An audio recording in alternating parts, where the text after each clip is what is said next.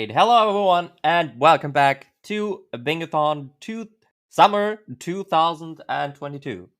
I don't think anyone did not realize yet that it's actually not summer, because it is rather hot outside.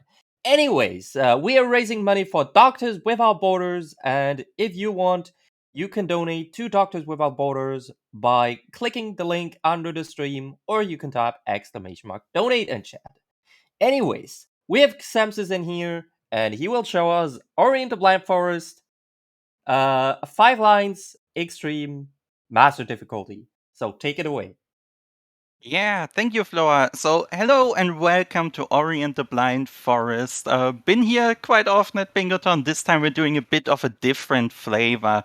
We are going to use the randomizer, but actually play on a vanilla seed, so everything is where it's supposed to be.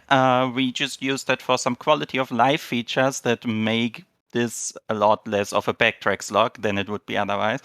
And the goals are going to be some crazy stuff, so look forward to that. I'm Xemsys, and I have commentary support here with Liftoff and Tukel. Say hello, you two. Hello. Glad to be here. Yeah, very excited as well. So yeah, I guess I'll just start the countdown and then we get into explaining what we're actually doing here. So I'm starting in 5, 4, 3, 2, 1, go. Alright, prologue skip, 10 minutes saved. There we go. So first things first, there are a few things you might notice. First off, there's a beta text in the top left. Don't worry about it. It's the current randomizer beta version, which just has some very nice features we're going to see. Also, I just got 2 things at the start of the game. Don't worry about that either. Those are bonus skills that I will use for softlock prevention if that stuff comes up. But yeah, this is Orient the Blind Forest. Sorry to interrupt you, but there is a kind of warp timer on your stream. Maybe we can get that. Oh yeah, that should probably not be there. Don't you worry, it is gone now.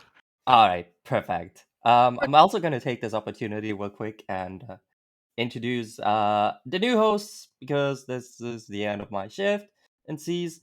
We're going to be handing it over to Golden Devil and PK in here. So, take it away, you two. Yeah, see you guys later. Thank you so much for introduction. Yeah, thanks, Floha. We'll see Floha and I don't know how to pronounce SO5Z later. So just see. We'll hand this back over to the runners and commentator. Thank you, right. And hi you two. All right, so first, a randomizer thing we just saw. We stole a feature from the sequel to this game, Orient the Will of the Wisp, where you can just open the teleporter menu wherever you are. That saves us doing a fight room there and just some backtracking in general. But yeah, Liftoff, why don't you talk a bit about the early game we're going through here? Yeah, the early game is going to be fairly familiar to anybody who's watched a speedrun or a rando of this game. We're not going to see a lot of goals, because the goals on here are on this board are generally pretty tricky and require... That hurt. That was a death that was not intentional, just pointing that out, but luckily we have that autosave after teleporting, so nothing too major, no goal lost in the process of dying, just a bit of backtracking and going back to the keystones, but yeah, back to the route. Yeah, so basically the first part of this is going to be a lot of setup, getting the skills that we need to perform these tricky goals. If you are familiar with the game, you can read the goals on the left, and you might see that some of them sound pretty tricky, and that's because they are. So the first part is just going to be set up, collecting health, collecting skills, collecting energy, collecting ability cells for various that we can use for various stuff coming up. We saw a bonus skill there earlier, which is Wither.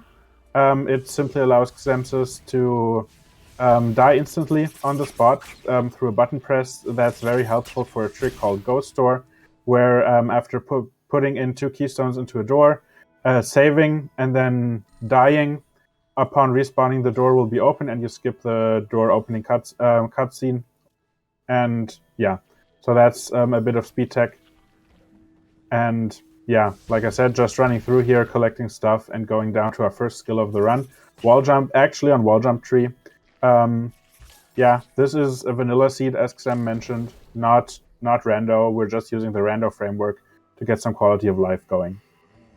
And it should be noted that especially this kind of board would be way harder, if not impossible, to do on a randomizer seat, just because there are some goals that you need specific skills for, or that you need to route specifically to get to, and that might not just happen on a rando seat. But with that, we can use our Alt-R feature after collecting the energy cell to go towards Blackroot Burrows, everyone's favorite area, themed around cycles. And while it is a slow area because it has a lot of cycles you need to wait for, it allows us to get dash. And don't worry about this. This is just so we can skip our cutscenes, and we basically trick the menu into thinking it's still open and skill and ability just as the cutscene starts to allow us to skip it. Yeah, and as you mentioned, this is Blackroot Barrows, and besides the 2 teleports and the different XP route, this is kind of something similar you would do in all skills, just because, well, you don't really have that many options to do other stuff while getting wall jump, and then dash is just very useful to have in general. So we're just going here, going through the motions. Now we're gonna skip the entire second half of Blackroot by teleporting back to the starting teleporter, and then we're hopefully not falling into the pit 3 times. So let's see how that works out. I'm sure you'll be able to manage. Sorry to interrupt you guys. Just want to announce we got a $1 donation from an anonymous person saying that number was wrong, but now it's right. And I think that's referring to the total amount of money we have. Also, just want to plug, we do have a bid war for the next run, which is the Skyward Sword Randomizer. There will be 4 players, and the top 4 bids will get to choose the file name of their choice, up to 8 characters. Right now, we've only got 1 bid, so it's wide open if you want to torture our runners. Back to you guys. Yeah, right. nice amount of money indeed. And we got some pause floating going on, right? Yeah, Yep. so pause floats. So that's a trick that was found in the second game, and then I figured out, wait, after Sirius showed us this also works in the first game, I found out, wait, this is way stronger in this game. So basically, whenever you open the difficult select menu or the exit game confirmation dialog, all your falling speed gets reset to 0. So if you feel like it, you can just float basically almost forever. You're gonna lose just a tiny bit of height, but really not that much. Yep. And here we're seeing again the process of a save anywhere, where we initiated a cutscene and then skilled an ability to save and then reloaded the game. In this case, we were not skipping the cutscene, but we gained control during it, so we can collect the map stone over there. Didn't quite make it back for the cutscene stack, but here's dash. This is going to speed up basically everything we do like quite a bit. Yeah, and I think we also have a bit of a difference towards the normal dash with some rainbow dash action going on. So you can either with a cheat code in a very specific point, or using live split, you can add the rainbow effect to your dash, which looks nice. It doesn't play quite as nice because it gets rid of all the special sounds of some of the tricks you might do, but now to some out of bounds. Exactly. So in that one particular spot, the boulder just pushes you into the floor. So if we now place a save right below the floor there, go activate the teleporter just to utilize that later, and then go back down here and rekindle our save. The game remembers where we're actually supposed to be, which is in the ground. So this is a bit finicky. I need to get in the right position. Might take me a few tries, but basically, yeah, we're in the floor now, and we're gonna abuse that fact.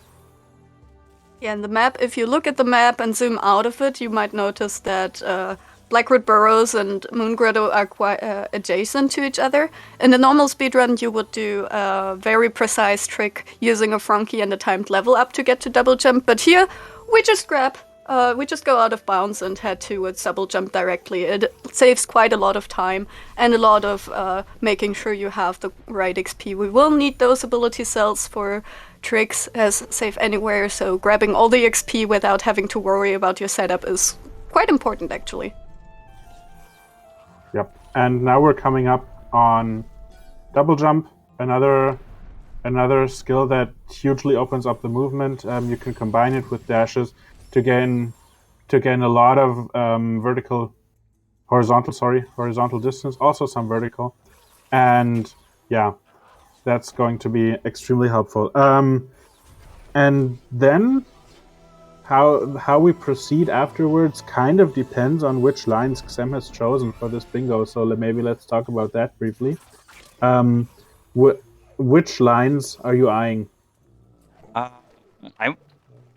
I can't really look over right now because, believe it or not, walls in this game are brutal and it's kind of hard to climb them when you don't want to lose a lot of time. But I think I'm gonna route the entire board around the C jump before bash goal, which means we are going to go into Ginso just to get the gravity defying lock, but otherwise it is time to just collect cells and then we head right into Valley. Yeah, so this is a major divergence to what you normally do, because Bash is probably the most powerful skill in the game, especially in the randomizer, because normally you shoot anything in a projectile, for example, in the opposite direction of you, but with a bug called double bash, or a technique rather, you can take that projectile with you and basically go wherever you want with it. So it is extremely powerful, and the Rando DLL makes that kind of free. So that is one of the reasons Xem is using it, among others, like the bonus abilities we saw. So routing around not getting bash significantly makes this a lot harder. Alright, and now we just climb out of Grotto. Actually, there is the option to teleport back to the beginning and then do the Frankie walk to do kind of the same thing all skills would do here. However, I don't go for XP setups. I'd rather collect all the XP I can get for extra cells. So this is actually faster for me, doing this as if this was an all skills run. And also kind of important, there are so many health and energy cells in Grotto, and you kinda miss all of them if you don't go through here. So yeah, that's what's happening. And now we come to the one thing that's actually harder in the randomizer, because someone fixed this bridge, which also means doing what I'm doing now is a bit harder, and I might just get thrown down into the floor. Yeah, hopefully that Looks doesn't fine. happen. I Oh only no.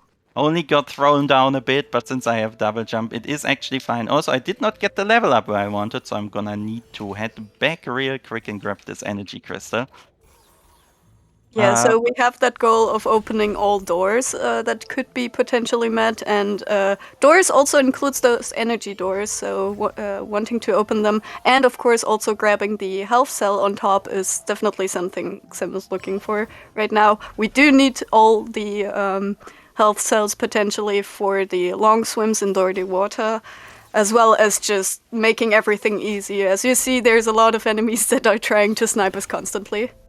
Yeah, and especially if we're not getting bash for a very long time, we're going to be damage boosting quite a bit, because a lot of the traversal stuff that we'll be doing was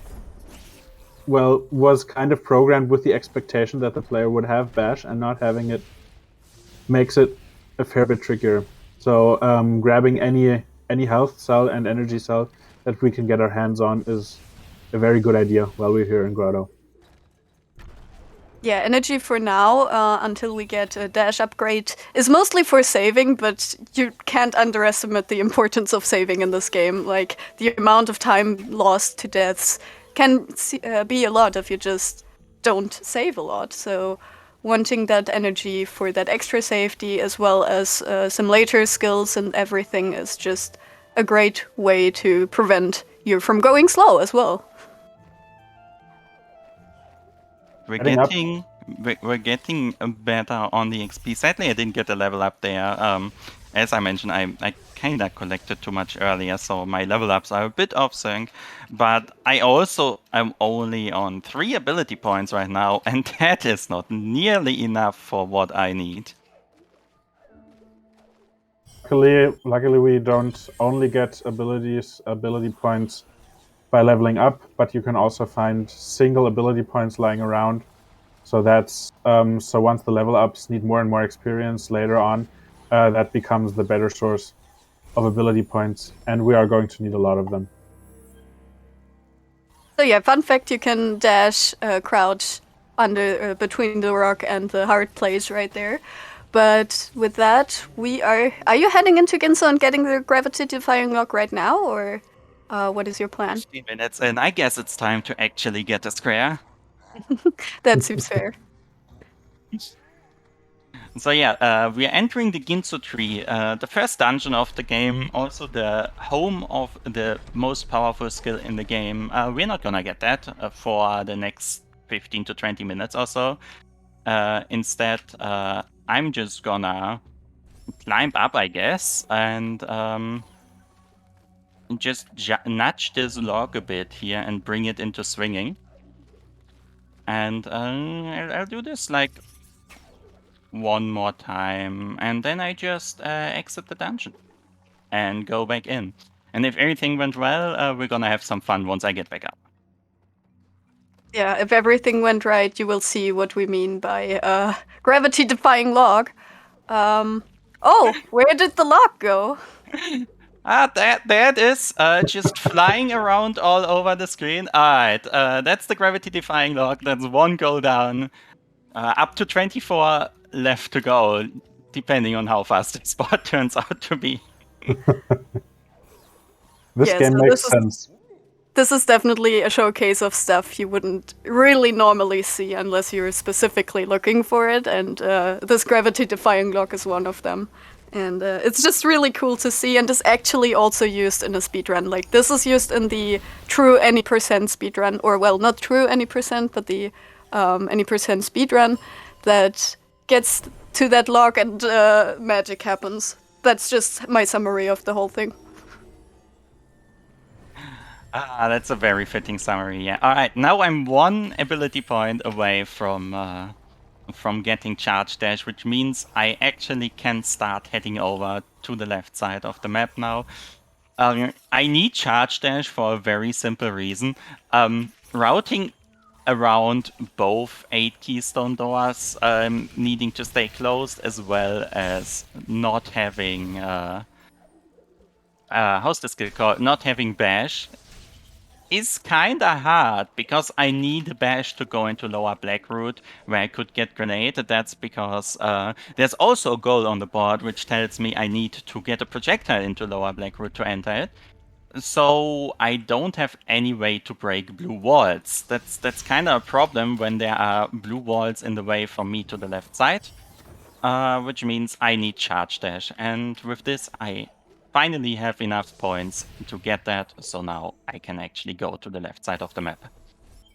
So yeah, there's 3 ways to break these, or 4 ways rather, to break these blue walls. One of them is Charge Flame, which is the skill right next to Xemsys right now on the left that we need to, or want to get to rather.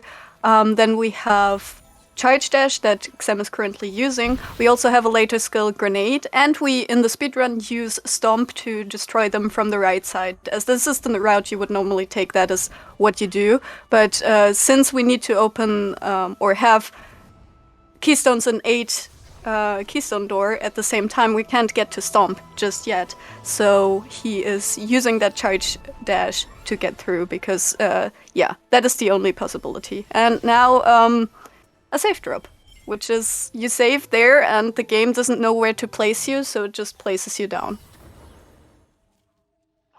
Yep, that puts us up here into Spirit Caverns, which is locked by 2 keystone doors and a blue door, and one of these we're allowed to break. So now I am in here, which allows me both access to keystones and to an actually pretty easy jump that I seem to be failing. There we go. Get one more ability set. I still need a bunch of them for shenanigans, so I'm collecting them. And also, if I remember correctly, get 50 total cells is on the board anyway, so might as well get cells while I'm there. Yes, It is it's on the indeed. board. And luckily, we don't have to count that, because keeping track of that is quite hard, as you might imagine. But the pause menu shows you how many cells you have. So currently, I think that was 16, so around a third done. So we are getting there, and we can just ask Sam to show it up if we're not sure. Yeah, we're getting another cell here, some more energy. Those charge dashes that Xem was doing earlier, they're very useful, but each one of them expends an energy, and while there are ways to refund the energy, we don't have access to them. One of them is Bash, which we're not getting, and one is for now, and the other is Stomp, which we're also not getting because of Keystone Door reasons. So for now, the only real way to refund that energy is to intentionally take damage during the charge dash. Not super applicable because we don't want to die. So having more energy is always useful. Plus, we need those 50 cells anyway. Yeah.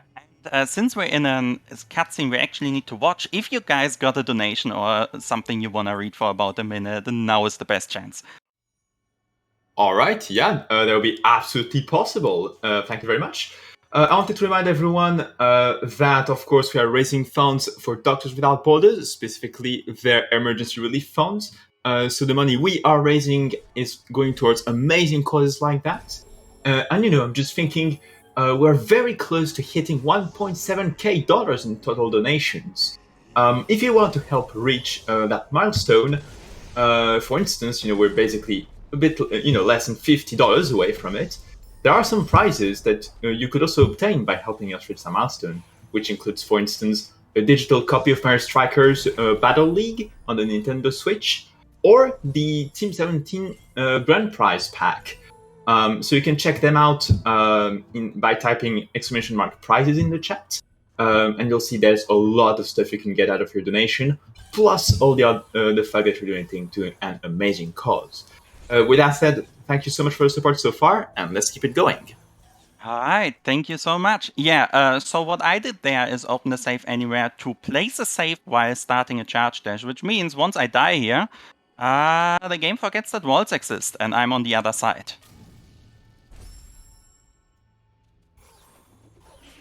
Right, and with that, I'm just gonna pause float real quick over here, and this actually means we are in the left side of the map now, and I'm thinking I'm actually gonna take a safety save here. I'm super low on energy yet again, so let's actually use that, because what I need to do now is use this frog over me to gain a massive leap by cancelling my charge dash momentum, which will leave me exactly on the spirit well that I now can use as a teleporter, and we're gonna use that immediately with some shenanigans.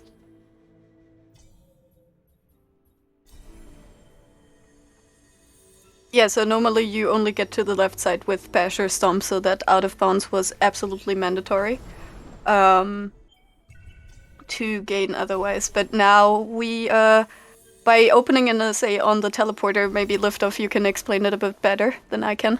So yeah, what basically happens here, this is called warp displacement. What happens is that Xem gains movement during the teleporter animation, and then makes sure to get to a spot where he is not standing on flat ground but on angled ground while he's teleporting, and that causes the destination of his teleport to shift and gets him up here, where he is currently trying to do a trick called Charge Flame Stompless.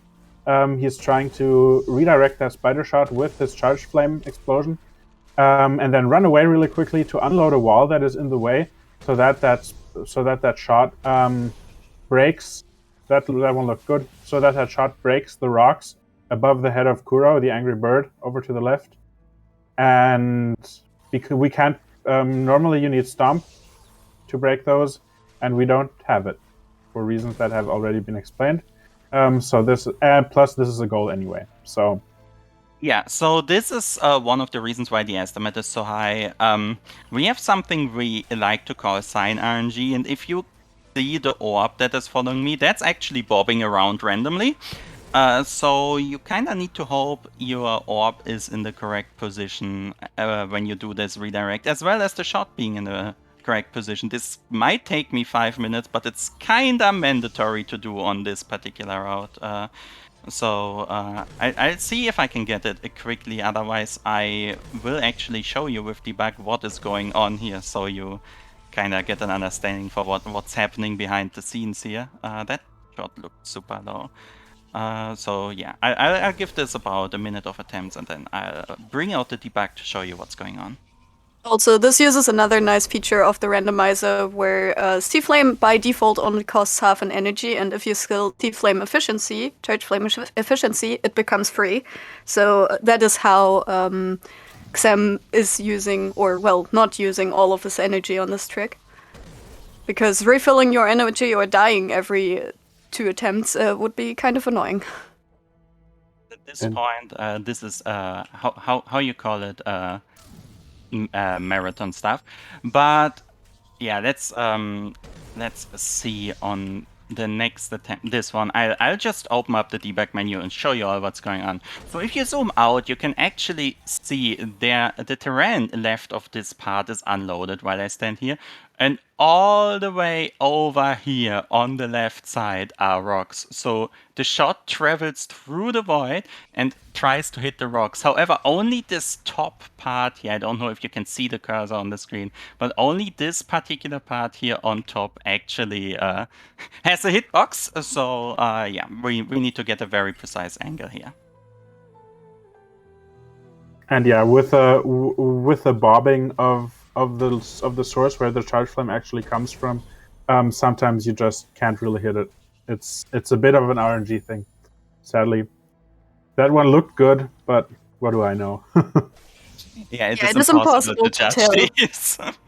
It is just impossible to tell. Also, there are easier ways to do this without Bash or Stomp, mostly including Grenade, which we can't get for reasons that also have been explained, because we need to get a spider shot with Bash into the grenade area, and we don't have Bash. So yeah, we're stuck here for a bit, but I'm sure Xem will get it fairly soon. It is a very hard trick, as you see, and especially since there is RNG involved, it can take some time. So what makes this probably the hardest trick in the run. So if we have donations or something while I attempt this for 2 minutes more, please go ahead. Yeah, we don't have any donations, but just to plug some upcoming things, we have the Skyward Sword Randomizer Bid War, where you can choose your file name. There's also a bid war for the character choice on both Jet Set Radio Future and Super Monkey Ball Banana Mania.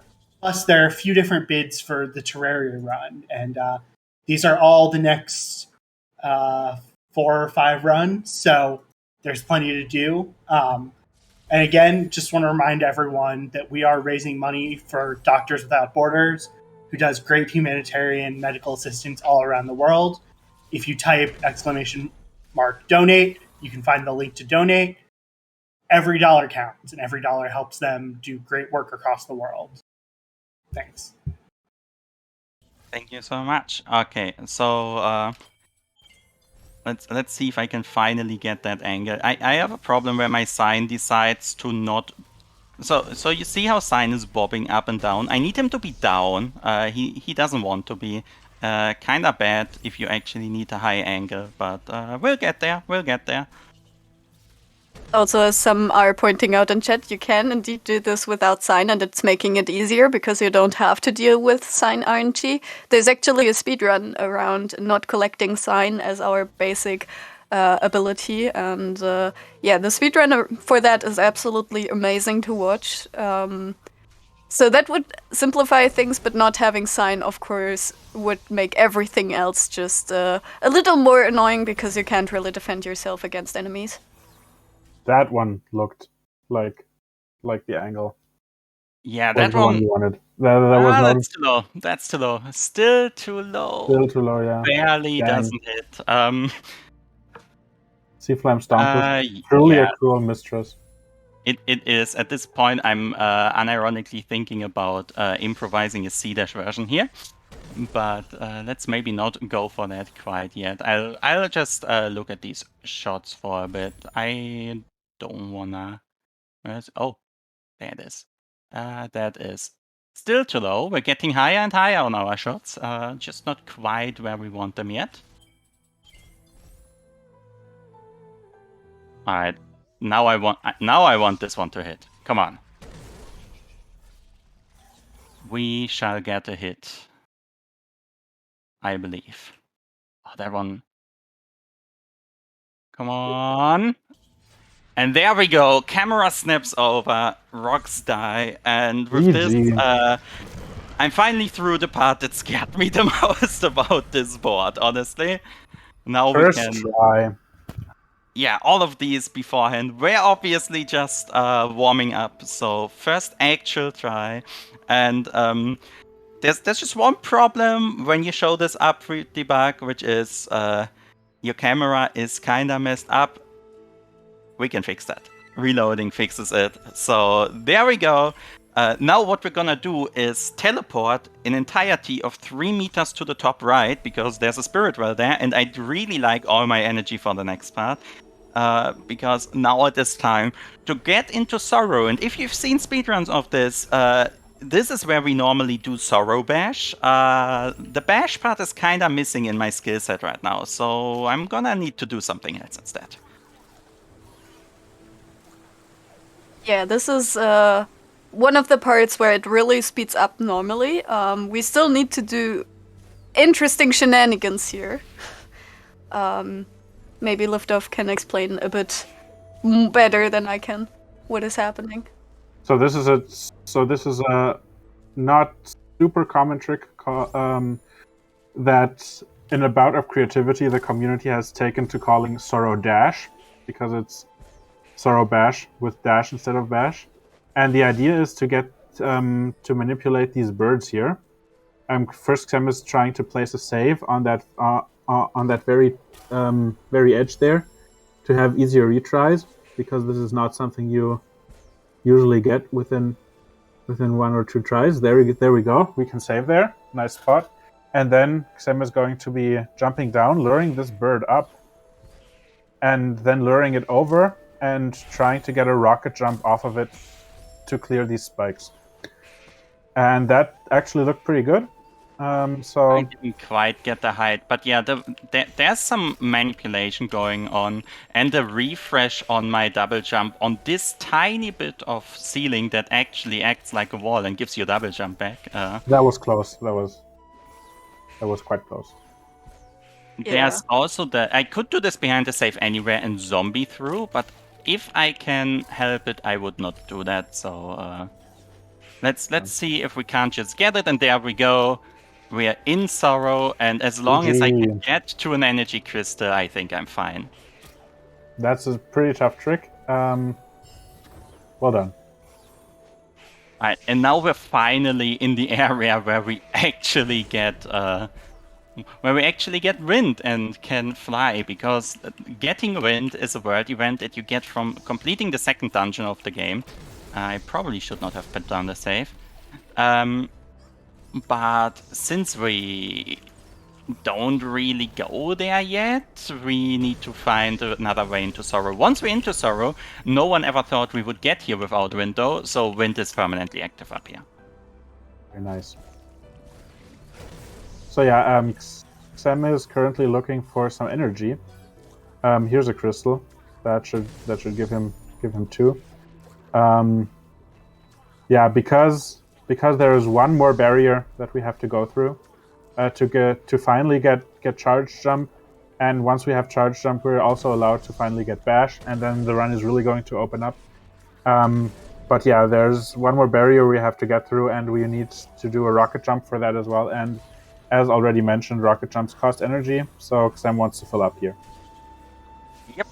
Also, There is this goal, visit all tumbleweeds on the board, and one tumbleweed is actually tucked away in this corridor right here. And while I'm here, I might also just start progress on two of the keystone doors. So first of all, this is an energy cell, so it refills my energy. And now what I need to do is put in a keystone in the door. On the frame, I leave its range. And if I do that, it's going to be permanently stuck there. The one thing I'm not allowed to do is open it. So yeah, just need to get a feel for the range of this particular door here. And then I'll just scroll in some keystones while leaving. And with a bit of luck, we have one stuck in there. Alright, that's 1 out of 8 done. Nice. So yeah, this goal is also the reason we can't get Stomp yet, because the Stomp door is one of the 8 doors you want to do for this. But there was the tumbleweed, or one of the tumbleweeds as well. So one Everybody done. say hi to the tumbleweed. Hey, Yep. tumbleweed. By the way, this goal also means we will visit the Lost Grove cutscene, because there is a tumbleweed there. We will not watch it, but we will be there. So we will definitely want that climb before that as well, to be able to skip the cutscene, or, well, to jump over the cutscene. But now we need to lure that frog, and yeah, the reason we do that is that frog shots have a ceiling that depends on where Ori is. So by getting up before the frog shoots, we can get the shot higher up, and it actually breaks the ceiling. But with that, we're through, and, well, we finally get charge jump. Yeah, there's just one thing left to do, which is getting this frog shot to break this floor. But now, finally, we get charge jump, which means charge jump before bash is done. And since we now have charge jump, we're actually free to do whatever we want on that part of the routing. So I think it is really time to pay Ginso another visit once I get this one extra cell on top here. Sounds good. And then we can finally get Bash and see the true power of that skill. We still can't get Stomp yet. We have to do that door trick that Xem mentioned, that Xem showed earlier. We still have to do that 7 more times before we're allowed to open the keystone door to Stomp. But, you know, Bash alone will open up so much of the game for us. We now just need to bait a spider shot to get to the teleporter, and then head out of there and back to Swamp to, yeah, get to Bash Tree. That shouldn't take too long, especially with the charge jump in a very vertical area like Ginso Tree. We just charge jump all the way up, pretty much, and so that shouldn't take long. Indeed. Also, just collecting cells on the way, because 50 cells is actually a lot. There aren't that many more in the entire game. And one of my favorite things when re-entering Ginso is guessing where the platforms are going to be, because yeah, every time you re-enter it kind of there's something new. So yeah, just ignore everything that's going on down there. Fine. Try to not get hit, maybe. Yeah, that thing can actually hit you while it's doing whatever it is doing right now, so do not recommend you get 2 damage in your face by an off-screen platform slap.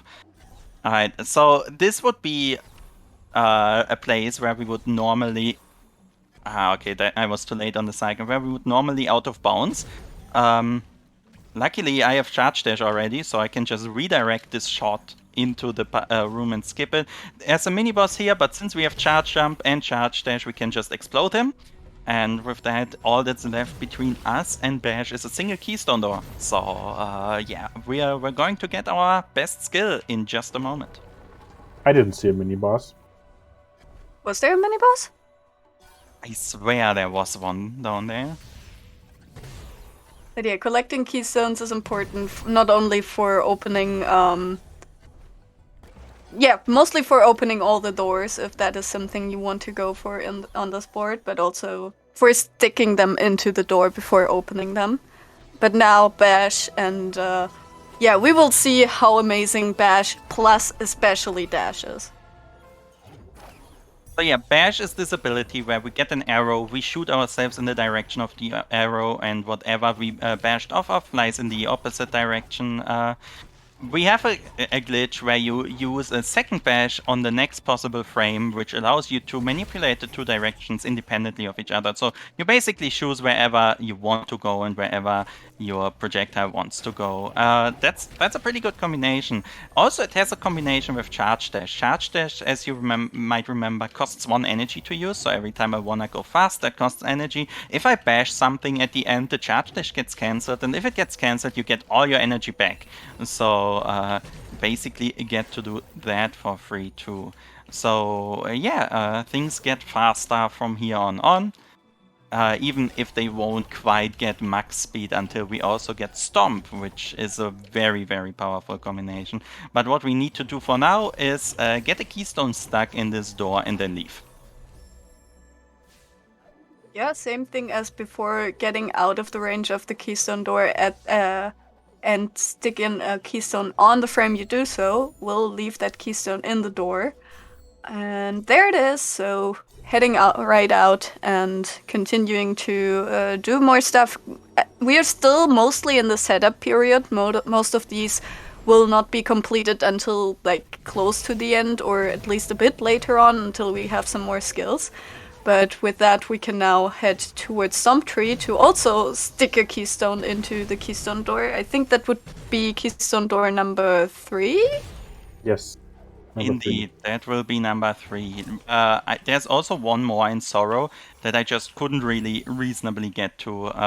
One thing, if you're mostly a randomizer player, that's really easy to forget is in the base game, keystone doors don't open from both sides, but only from the side where the actual keystones are, and that is not the case when you play randomizer. It is the case when you play vanilla DLL, however. So can't just go to the Sorrow keystone door from the other side and stick the keystone in from there.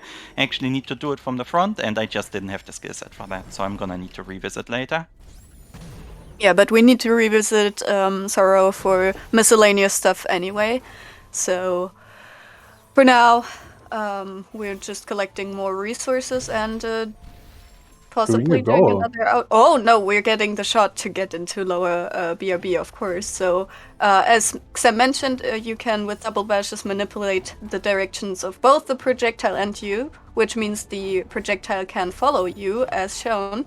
And spider shots also break breakable floors that you normally would stomp. So that is what we're using here, and with some very precise manipulation and avoiding all the enemies, hopefully he can get it first try. Yeah, this is actually really hard to do. Oh my god, and I almost lost track of my shot behind the mushroom there. So I need to escort this shot through the entirety of this this dash gauntlet that we had, and that might hit the slime. It doesn't. Okay, so we're fine. So still, oh, that one is too high. No, we're fine. And floor breaks. Okay, that was the first try. Nice to get that. That opens lower Blackroot Barrows, and that means we can collect a lot of resources down here and also get another skill that is incredibly useful. Yeah, Grenade is not as useful on its own, but in combination with Bash, in combination with Charge Jump and another skill we will collect later called Climb, it is extremely powerful. For now, it just allows us to get to some more areas, or rather to some more pickups, as it is kind of a DLC skill. It was only added to the Definitive Edition, just like Dash. Got a bit greedy on that laser cycle. These are instant kill, as I didn't want to show, but sadly just showed. So gonna need to. I'm actually gonna leave that cell behind that was over there for now. I'll get that later since I have to revisit. But we can now head over to the grenade area, fly into here, and that means we're gonna get grenade, bash grenade, very, very strong combination, and our little Triforce of this game is something we're gonna get right afterwards.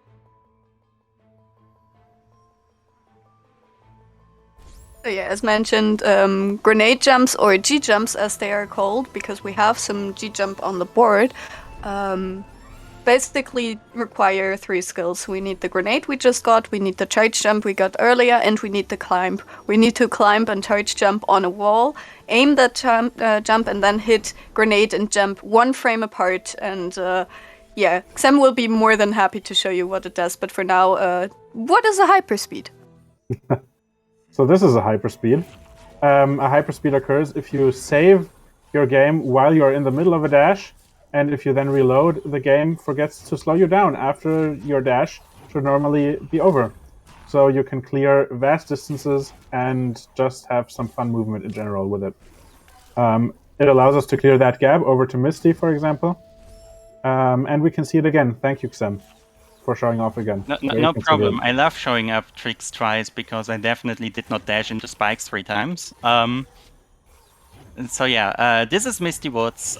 This is the area where we generally have all our movement skills when we go here in the normal speedrun. I still am locked out of Storm, so it's not quite as fast as it could be, but it's still very, very fast for an area.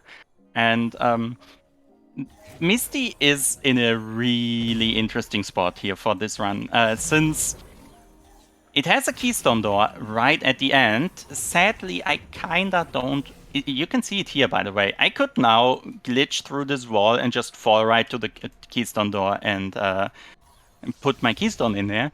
That would lock me out of something different, though. So we're gonna be seeing this area 2 to 3 times. I'm not quite sure yet. For now, we just go to climb, and then it is time to fly around. Yeah, we have several goals that can be and should be completed here. So we need to go from Swamp to Misty, which will not happen right now. We need to die to the laser that is coming up.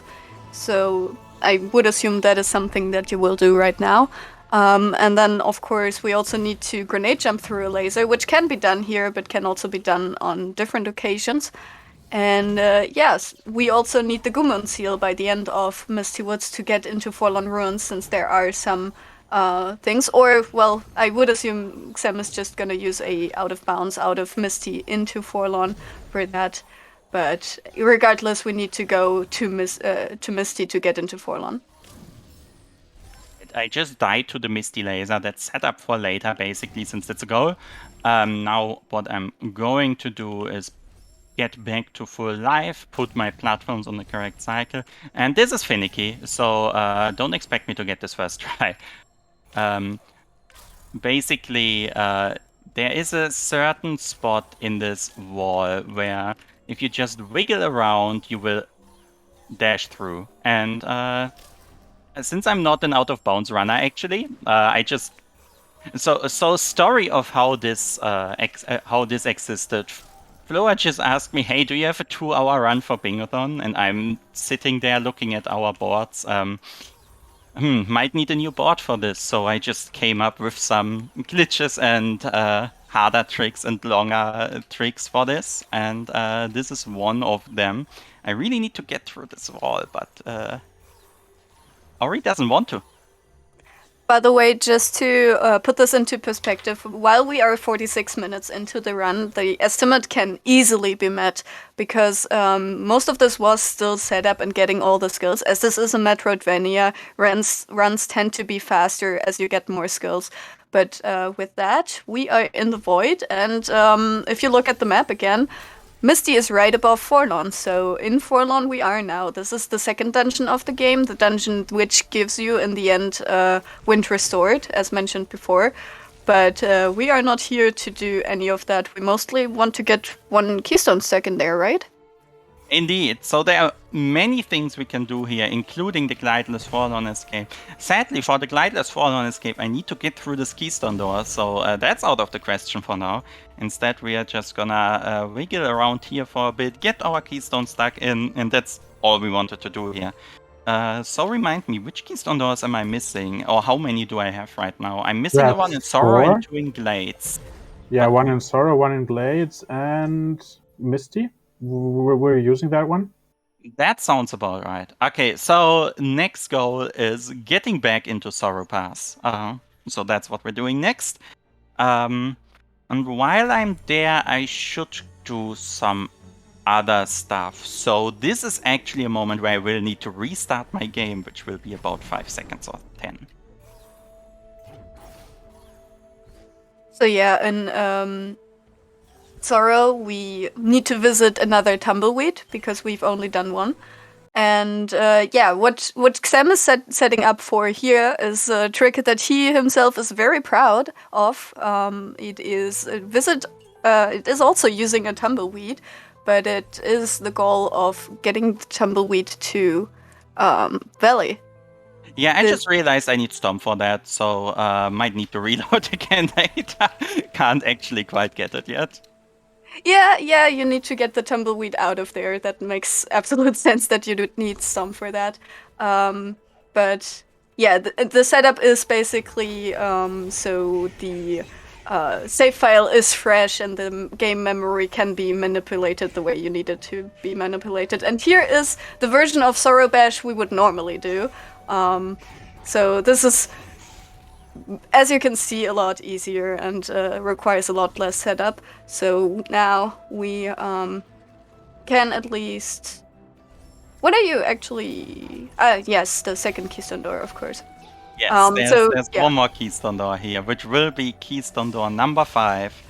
And then I go to the starting area of the game to get keystone doors 6 and 7. And once I've done that, we're revisiting Misty, where at the end is the 8th keystone door, which I'm actually going to open, but it will mean I have a keystone in 8 doors at once, which then unlocks me to get Stomp and really start clearing out the rest of the goals. Yeah, also a reminder that there is a health cell right above you that you can get after this, so that would be one easy cell off the board. But yeah, this is a finicky trick, but easily done. If you know the range and just try to get it, you will get it within a few tries if you try it yourself, but you need to be very specific, and as Xem mentioned, just make sure you don't open the door by accident, because then you can't stick any more keystones in there, because you can't put any more in. But with that, we are heading to 2 more keystone doors. In the starting area, we kind of avoided the starting area by going out of bounds and doing other shenanigans to get 2 more skills. So revisiting that right now, we can stick one in here. And previously we got the growth teleporter, not only because we need the teleporter for the activating all spirit wells, but also to be able to get up, or well, Xem is just going the other way and using some grenade jumps to get through there. I mean, as I mentioned, this is a normal seat, so we can't actually open the door from the right side. Very easy to forget that that's the way they work in the base game. So yeah, what I'm trying to do here now is get this keystone stuck in there. Very nice. So let me just count so I don't actually mess this up. I have Gin, so I have 2 in Sorrow, I have Forlorn, 2 in Glades, and Swamp, which means that's 7 out of 8. Time to finish up Misty. Yeah, and with that, that's going to be the final door. That's going to be that goal finally complete, and then we can finally actually open doors again. That's going to give us access to Stomp, and also to the Glideless Forerunner Escape. Yep. So this is, again, a hyperspeed to get into Misty, and with the charge dashes, as Xem explained, it's a fast area. Maybe we will see some grenade jumps if he feels like it. There are some nice angles, but for now it's just straight movement. This is, we need to go through all of this since this is basically an area where it changes every time you collect a keystone. So when you Alt R out of there, so you don't finish it the normal way or go out of bounds in the case of Xem, then you need to redo all the previous keystones in the tree you have collected before, just to make the area change again to get to the final part of it. I'm actually curious, couldn't you have done the out of bounds there? And gotten to the door directly next to Atsu's torch? Yes, I had the reason for it. The reason might... Oh yeah, open all doors requires you to kill the mini-boss. Ah, okay, that makes sense. For 1 second, I was thinking, wait, he's right. Why am I not doing that? But open all doors also includes mini boss doors, and there's one at the end of this area. Alright, so sadly we can't do the super fast. Why am I not grenade jumping more? I don't know. That's a very good question. I should be grenade jumping way more. So grenade jumps, how they work is you press jump 1 frame after you throw a grenade while hanging on a wall, and game forgets that you're actually supposed to slow down after a wall charge jump at some point. You just fly through the air for a very, very long distance. So that's what grenade jumps are. So some over there. Also, I'm super low on health, but I'm gonna level up from the first of these 2 mini bosses, and that should kill the second one.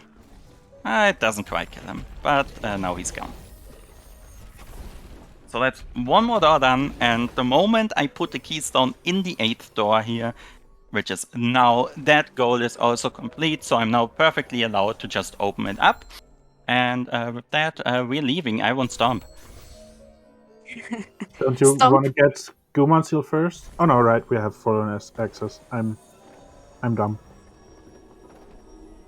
Yeah, we do have the teleporter, so no need to get it.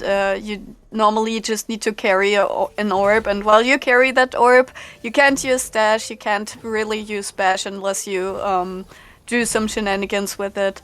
And so not having to worry about this is definitely better. And yeah, now we see some nice angled grenade jump right to the door that we can now open with 1 more keystone in there and get Stomp. And Stomp, as Sam explained, the main use is to cancel our charge dashes to refund our energy and move around faster.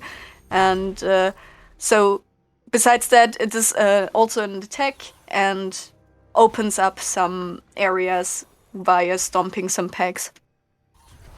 Now we have so much stuff we can do at the same time. I also still need a bunch of ability sets though, because let me remember correctly. I think I need 4 more to open Horu from inside. So that's 4. And I also need to die and kill this this rhino while we're at it.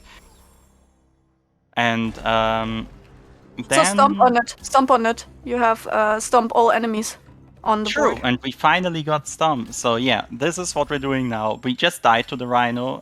That wasn't on it. That was on it. Now we killed the rhino, which opens up this door, which we are going to use immediately to leave this area. And now we just start doing cleanup, because we have a lot of stuff we can do. You can also stomp on a fish right here if you want to.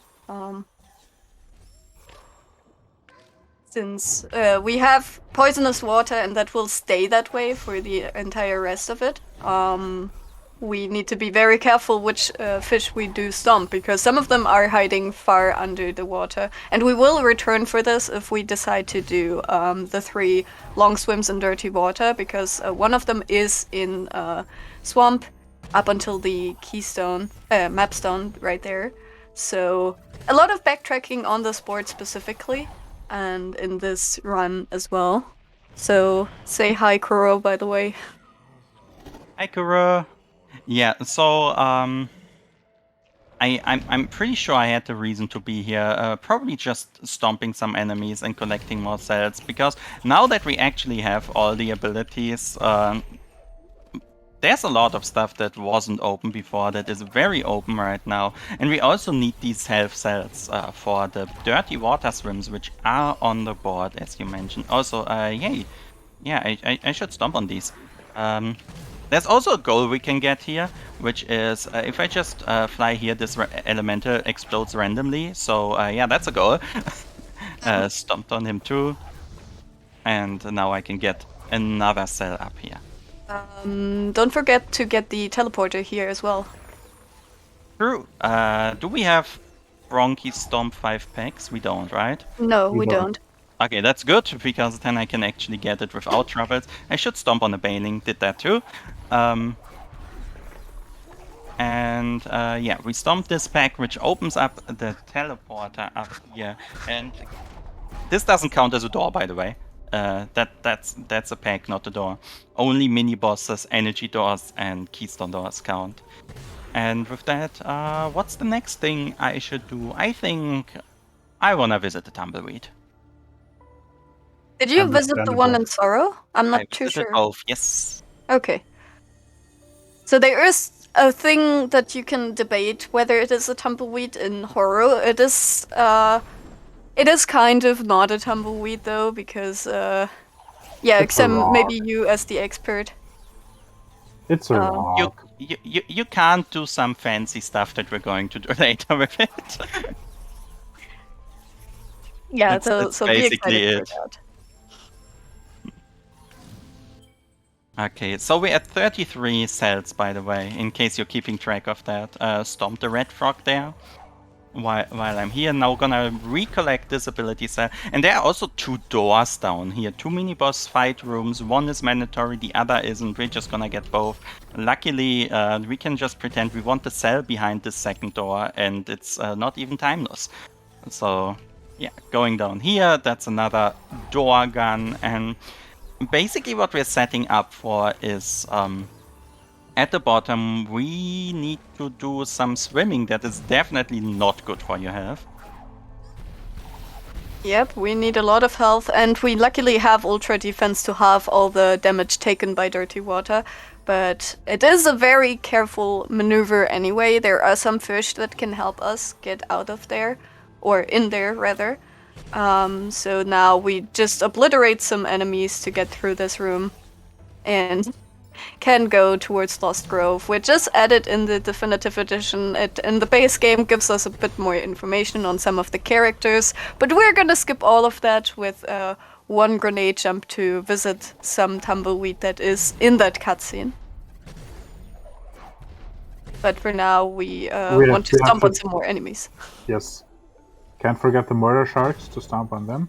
Heading over here, simply to open up the that's a death to the Lost Grove laser, also on the board. And now we're going up here to open up the location with the tumbleweed and also a teleporter. Both very important things that we definitely need to get. Also another cell here, and then there's also the aforementioned Lost Grove long swim.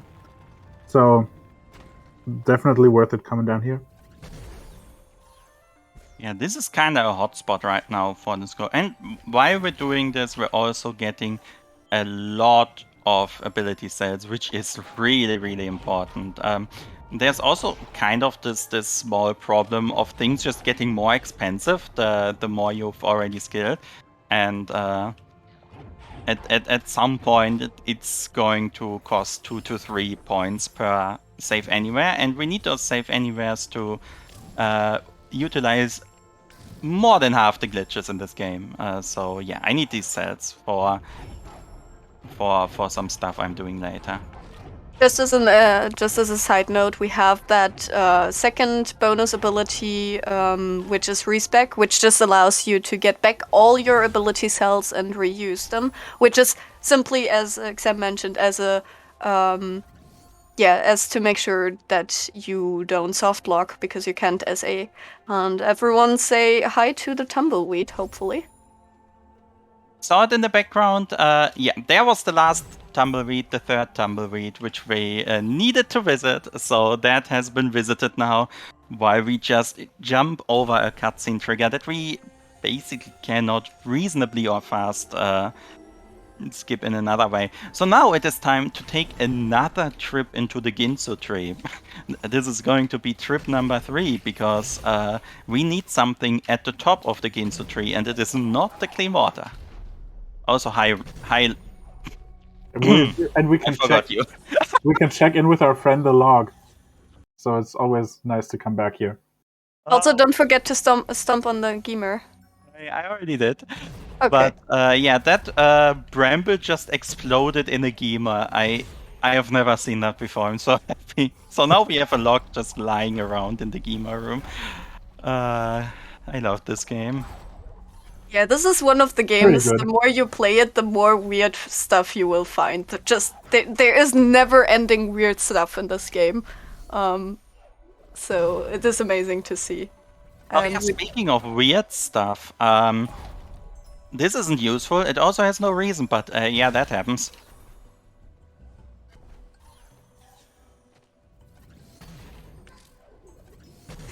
Good Lovely. trick. Lovely. This game makes sense. I swear. Okay, so what we're doing now is climbing up the Ginso tree, and there's a goal on this, which is a bit convoluted, which says open Horu, not open, enter Horu through the closed front door. So, Liftoff, wanna explain the theory a bit behind that, since it's a bit until I'm there? Sure. So, Mount Horu, to open the door, you normally need the Sunstone. However, if you, through some shenanigans, manage to enter Mount Horu and watch a cutscene at the very top, then the door still appears to remain closed, but actually becomes intangible, so you can just go through it without actually having the Sunstone to open it. So what we're going to do is we're going to utilize a glitch to get out of bounds here at the top of the Ginso tree. And if you look at the world map of the game, then the Ginso tree is actually taller than the volcano Mount Horu, because that makes sense, but they're also not that far apart. So if you know what you're doing, you can traverse the void between the two and then land in the top in one of the top rooms of Horu, then watch the cutscene, and then simply descend through Horu, leave through the door, which you always can do, and then go back in, and the door visually appears closed, but you can still walk through it. And now we're setting up for this. This save might have actually been too far away from the wall. We will find out very shortly. I'm just pressing stomp here. Okay, I'm on the right spot. So, oh, that's 2, 3, 4, 5. Okay, so you just count seconds, and now every time you spend more than a certain amount of time outside of any scene, such as right now, the game just resets you to your last save point. That means we can hyperspeed save with it. So if we chain a few of those at the right spot, yeah, hello, we're in Horu. GG. Well done. So yeah, not only do we get the energy cell, but also the possibility to enter through the front door while it's closed. So that is always great to see. I seem to have broken the rock here at the end, so I actually need to do this with the lava intact. This might be a problem because this locks me out of all doors. Yeah. Oh yeah, right. Because there's a door in the room right below this, but we'll improvise. We'll find something. Charge jumping into spikes is not something, though. Would we perhaps have some time for a quick message? Absolutely. Sure. All right, thank you so much. Since we've basically just recently crossed the 1 hour mark for this run, I wanted to remind everyone that we're currently sitting at $1,669 in total raise for Doctors Without Borders. That means we're just $31 away from reaching 1.7k total, and therefore the question I have is, can we reach that before the end of this run? That would be absolutely amazing if we could. And if you want to help reach that milestone before the end of this run, do know that we have a bid war coming up for the following run, which is the Legend of Zelda Skyward Sword Randomizer, which has a file name incentive, with currently Free Panda at as the top choice, well, being the only choice right now, at $50. So if you want to bring some competition in there while also contributing to the 1.7k milestone, well, you can donate, and let's see how things go. Thank you so much, everyone, and let's keep it going. Yeah, thank you so much. So we basically just watched a cutscene which changes the outside of the dungeon, and then charge flame the baneling through a wall, which makes it so that the baneling falls into the wall, breaking it open, and now we're in Horu and falling down from the top into lava, which was definitely intended. So I have more time to explain this as the entry cutscene plays. And now if we look outside, The door is still closed, but we can just enter it. So we have now entered Hobru through the closed front door. And are immediately gonna go back up because there's a goal on here which says I need to reach the top without using charge jump, bash, or any save anywhere. So this is a fun. This is fun. We're using rocket jumps for this, for the most part, and we can get like 3/4 of the way there simply by use of one very very powerful rocket jump. But the last part is the really tricky bit, because there aren't any enemies there that you can rocket jump off of. So Xem is going to have to do some rather interesting movement instead. It involves dashes and triple jumps and stomps. Yeah, I'm having a bit of trouble getting the high rocket jump off the second slime here. So, kind of funny thing about this slime is on a cycle that resets, or that just lines up with the entry cutscene at the start in a way that if you watch the entry cutscene, and the slime will always be in perfect position for you to just fly up. We're not coming from there. And the cutscene has already played, so we need to improvise and actually dodge around this elemental. But now we can place a save. Oh yeah, this lava is still here. That makes this a bit harder than usual, but it should be fine.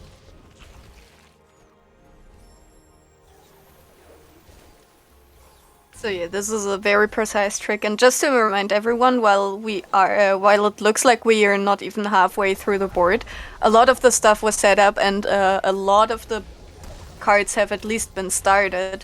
We've already had we've collected feather ones. We have collected a lot of cells already. We activated almost all spirit wells already. We set up for the Fallen Escape. We did some dirty swims already. We died to certain things. We opened a lot of doors already and stuff like that. So by the end, we can just, go around and collect the golds that we're just missing.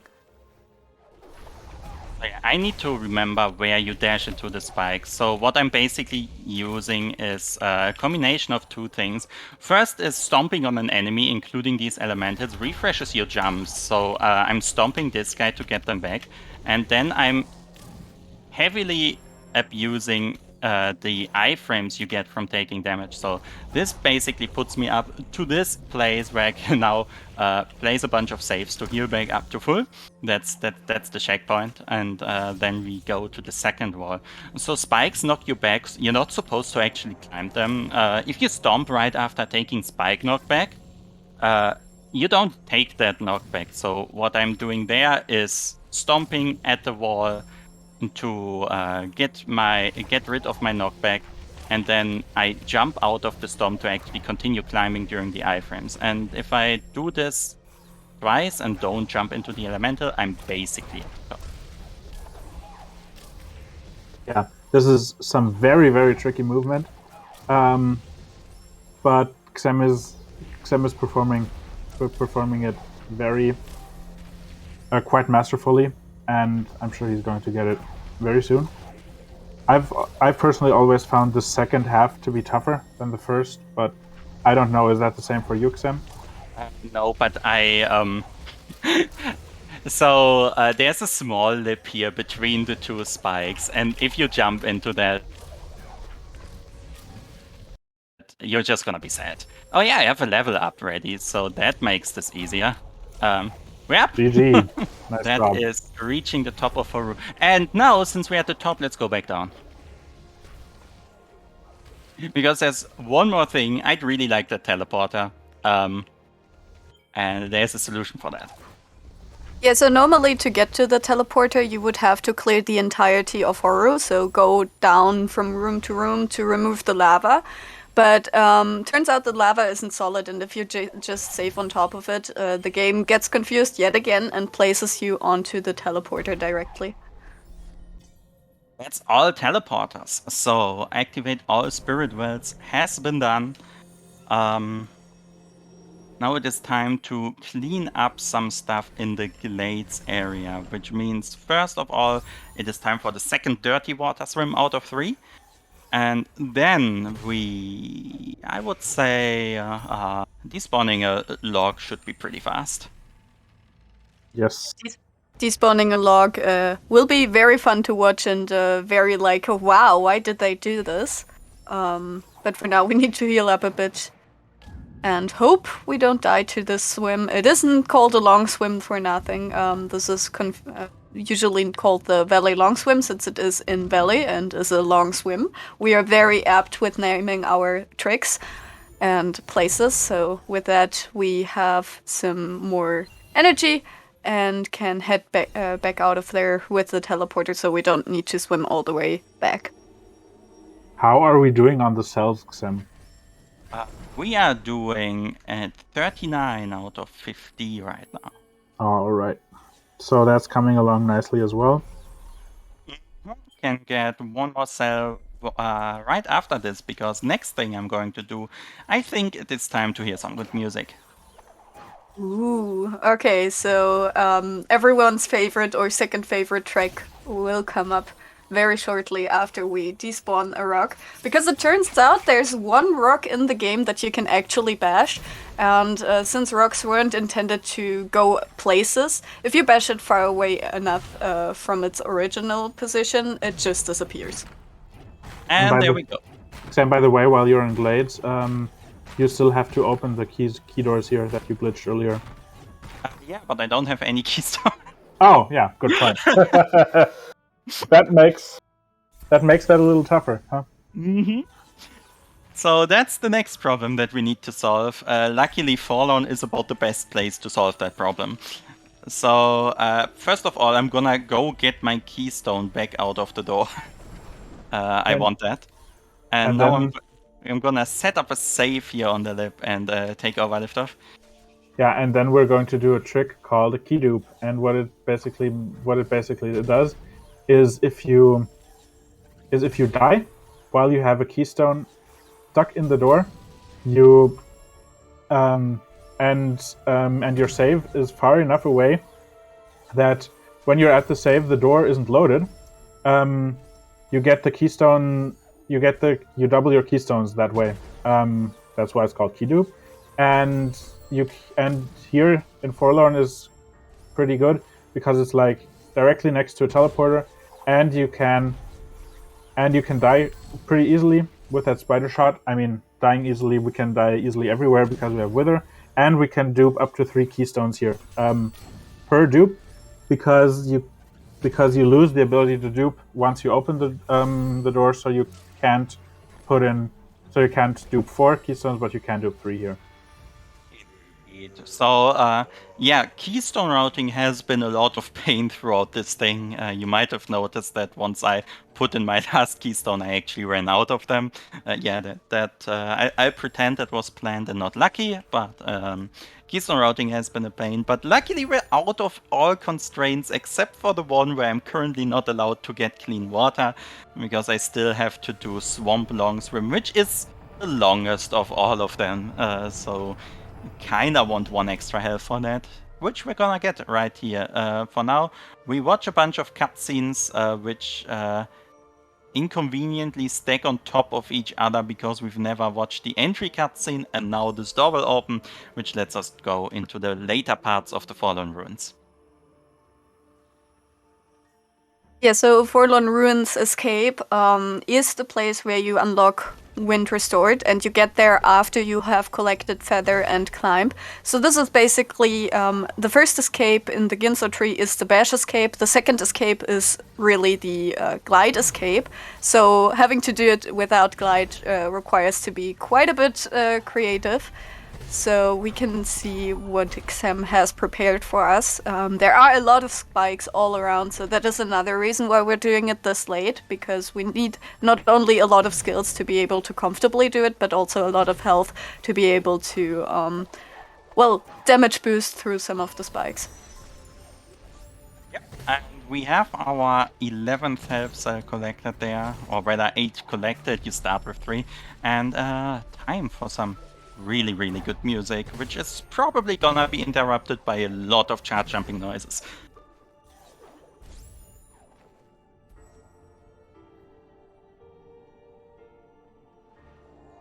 It's absolutely fantastic music, I can confirm. Yes, Gareth Coker wrote some pretty good music for this game. Let's just say it that way. Yeah, that's one way to put it. Both this and the sequel have absolutely amazing soundtracks, worth playing them just for that alone. Also, Jill, for some people it's not in the top 2 because completing the circle in Sorrow is top 1 for a lot of people too. Oh, that is fair. Those are also pretty good music. Like, it's so hard to choose a favorite, just overall. It's just that this is also a fantastic music. Like, the escape musics especially are just really great to listen to. But yeah, with some grenade jumps, we're in here and going through this. Hopefully not tanking too much damage. As mentioned, we need that kind of to progress through some of the areas because the spike corridors are just going to come up. And normally you can see the wind in the background where we would just glide across them, but we can't, yet again. So need to be very careful about health and not taking too much damage, but it is looking good so far. Yes. And we're through, so that is the Forlorn Escape done without glide. Don't jump into those spikes, by the way, those are instant kill, but now we can leave and I can think about the next things to do, and I think it is finally time to actually restart my game again. So yeah, this is a trick that Xem is very vehemently about putting into the speedrun. The community is a bit undecided about this, but it is... Well, it isn't an out of bounds, but it is a bit of a weird trick, but basically you need to get a tumbleweed and maybe lift off, or Xem can explain it because this is way too technical for me. So this trick is called a tumble warp because it uses a tumbleweed and you warp with it. I guess is the long and short of it. And what happens is if you are in contact with a tumbleweed while that tumbleweed is hit by a projectile of an enemy, then you and the tumbleweed warp to a certain spot. And where that spot is depends, I think, on the projectile that hits the tumbleweed. And if it's the projectile of a green frog, grenade jump through a laser, by the way. Yes, I did that on the route here. Also, hi. So yeah, and if the projectile that hits the tumbleweed and causes the tumble warp is that of a green frog, then the location that you warp to is the spot where the very first green frog of the run, where the very first frog since you opened your game saw you and shot at you, which is why Xem restarted his game earlier, and that is a way to get a tumbleweed into Valley. Yep. And then I tumble warped right back up. Yeah, stuff gets very technical. Once enough frog shots are on the screen at once, it's no longer the first one, but going on to all the ways this works in different combinations would take me longer than the entire run. So let's just keep it at magic, okay? And we'll just take our last required death here, because I just warped this place right to Sandstone. Don't want that, but I want this lightning. And also, we just got our first bingo, so the first line is now the top left to bottom right one. So that is exciting. Out of the 5 lines we want to get here. Yeah, we also got Die to Sunstone Lightning, Lost Grove Laser, Misty Lasers, and Stomp Rhino just now. So, yeah, I haven't stomped a green frog yet, so I should do that. I also haven't stomped a purple goop yet, so I should do that.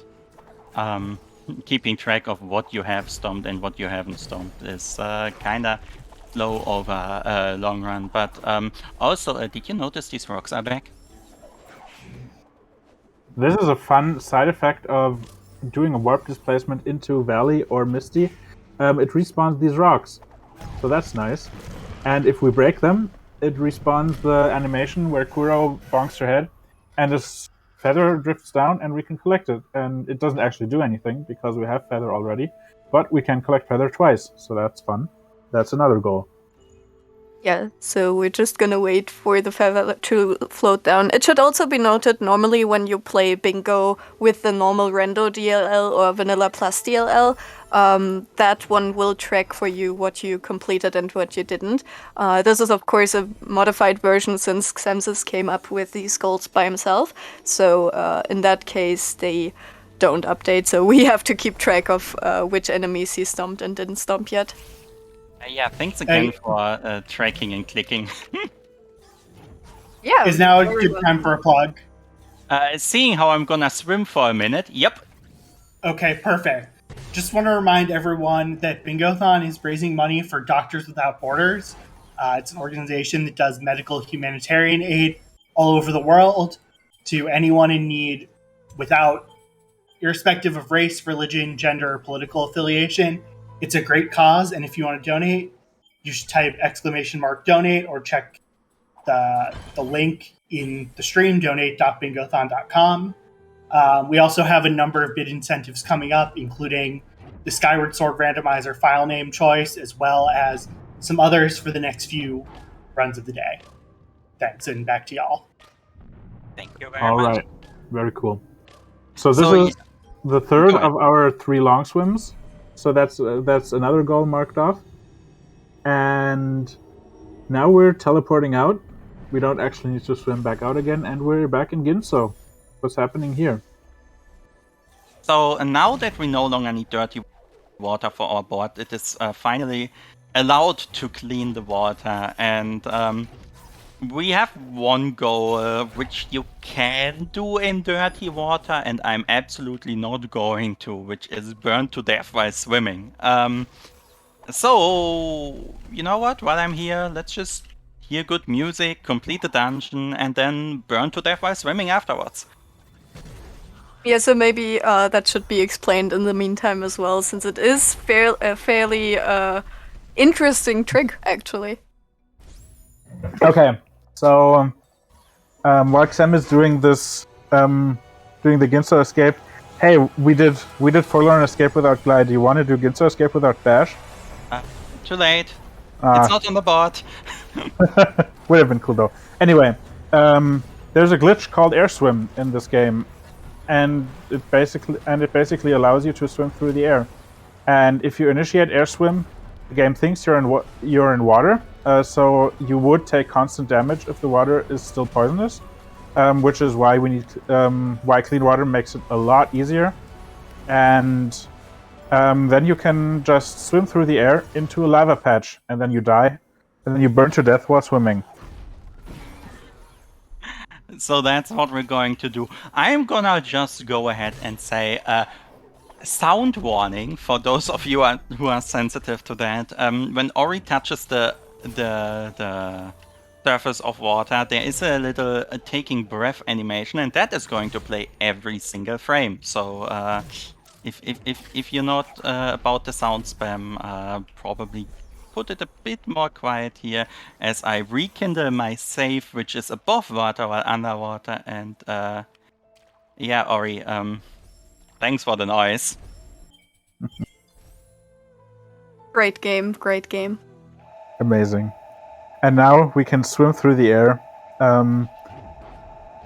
and swim all the way up to Horror Fields and take a dip into lava.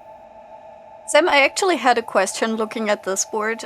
Since you are in air swim already, couldn't you also do a travel from Swamp to Misty without teleporting or touching the ground with this? Or are you going to show us the more difficult version? You know what? I have never thought about this, and this is a really funny way of doing that. I like it. But speaking of that goal, I should probably open the doors for that, huh? Yeah, probably. Yeah, probably. Alright, we probably burn to help. death by swimming, and the goal you've mentioned is actually the next one I'm going to do, and we out of bounds to the left side earlier. I kind of just accepted it as being open, but it's very much not, so we'll head over there. Also, while I'm here, I should get an extra cell, because we still don't have our 50 cells. And So- looking at the estimate, this is just telling me why not do 7 lines, really? Yeah, we are really on the last step where we're just completing goal after goal after goal. As you can see, Xem is just going around the map, picking what he wants to do. And yeah, we should probably finish at least the 5 lines fairly soon. So 7 lines does sound good. What goals would you want to skip on right now? I hate open all doors, it's so slow. And I would need to come up with a way to get into R2, seeing how I kinda broke a cutscene earlier on accident. But we'll just see what happens. For now, I'm collecting some ability sets. Do you Fair. still have blue walls left you can break with a baneling? Left the one in Spider Sack alive, which leaves the health cell. Ah, very clever. Alright, so back to Swamp, and now it is time to travel from Swamp all the way to Misty without using a teleporter or touching the ground. Walls are okay. We also have how is it called? Wind, which makes 1 or 2 areas a bit easier. But otherwise, this is one of these goals where you accidentally touch the ground near the end in one specific spot, and then you hate yourself. So Swamp goes until here, so this is where I'm gonna start by grenade jumping up and then catching this Fronky, and now it is basically time to utilize wind currents and walls to never touch the ground until we're all the way on the left side of the map. Yeah, so this is one of the farthest travels you can make like this. Of course, we could travel from all the right side of the swamp till the left side of Misty Woods, but yeah, this will already take some time, and the hardest trick is about to come up, where we need to avoid touching the ground while also having very restricted walls to our usage. So we will definitely have an explanation for sure by Xem, because yeah, that can be very tricky to pull off. Yeah, so basically we're abusing bash grenades here to circle around really tiny walls, and this is where I'm okay. This particular tree here has hitboxes TM, as I would like to call it, where you really don't know where there's a wall and where there's a ground or anything like that. So I'm always happy when I am past that part when doing this goal. So far, everything is looking good. Bash allows us to utilize these enemies. So last time I did this, I accidentally killed this frog, which also made this a bit harder, but we're still fine. And I think from this point on, we should be good to go. Yeah, this is the home stretch. Normally you don't touch the ground much over here anyway, so you just bash along here and then And there we go, we're in Misty Woods. GG. Alright, how many lines do we have right now? We have 4 lines right now. Okay, so I'm just gonna, since this is advertised as a 5-line, I think we should finish the 5-line, and then I'm just gonna poke Pika here and endeavor to ask about doing 2 more. Well, I mean, we're definitely a bit slightly ahead of schedule, so I mean, we have time if you want. Alright then we'll pretend this is actually the finish, so we have a time, and then let's continue on. So there is in D1, there's the goal, finish the run by soft locking your game. Fun one. We're going to go for, of course we have most of the soft locks named. We're going to go for the Loopy lock, named after Loopy accidentally soft locked himself on the home stretch of a tournament match. And I actually failed it, so I'm gonna need to go back there. The way this works is making a cutscene play while it's not loaded, and then things get broken. So yeah, So, there yeah. are a lot of ways to softlock, and we could have also done the softlock that happens sometimes in speedruns when you don't do the final grenade jump correctly, which would have gotten us all 3 escapes. But of course, this is the faster way, and this is a speedrun after all. So even though we have like half an hour left in our estimate, it's really hard to tell how long this some of the tricks take. So this just goes to show how easy. Xem made Yeah, that I'm look. also. And- Did you know how hard it is to softlock on purpose? Alright. So I'm just gonna get rid of this and then place a safety save over here. Yeah. So this is what has happened. This rock gets thrown around by enemies and projectiles, and then plays a cutscene. So if we shoot a baneling right into it, and then just leave the area real quick, the thing will tip over and play this cutscene, and we're softlocked. So that is 5 lines. Let's do 7. Sorry. So let's actually take a look. What enemies am I missing? Because stomp every time of enemy looks really inviting right now. Have you stomped any mini boss? Is there any mini boss left to stomp? I have There's the horror brought a mini boss. mini-boss. Yes. So yeah, GG for finishing 5 lines, but we're doing some more. GG.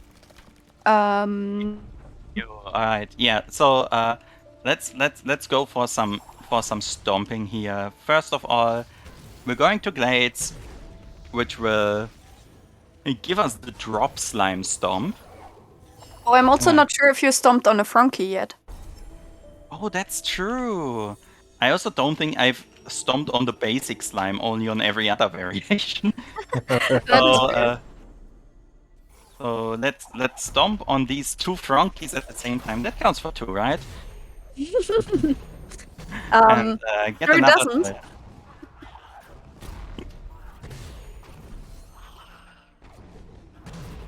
But we can get another cell and get closer to the 50 total cells.